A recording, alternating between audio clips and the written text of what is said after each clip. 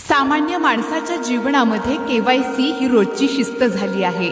5-10 हजार रुपये असलेला खातेधारक सुद्धा आधार आणि पॅनच्या धाग्यांमध्ये अडकतो। बँकेत जाऊन रांगेत उभा राहतो, कागद मागतो, भरतो, खात्याची चौकशी सहन करतो।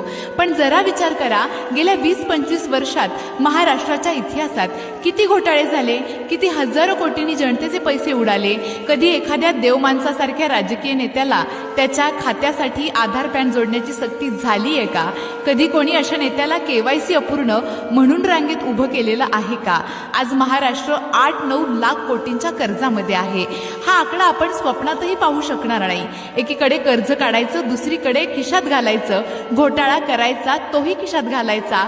13 कोटी जनता हा भार वाहते आहे।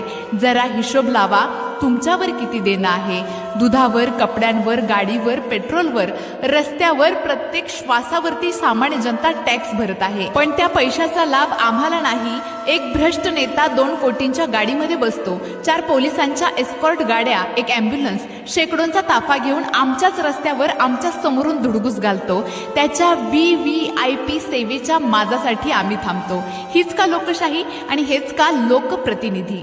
जनतेला केवायसी, त्यांना फक्त VIP, जनतेला टॅक्स, त्यांना फक्त ताफा, जनतेला कर्जाचा भार आणि त्यांना फक्त कोट्यावधींचा उधळपट्टीसाठीचा संसार। आणि अजूनही आपण शांत आहोत, कारण देणं ना घेणं आणि केवायसी करून येणं।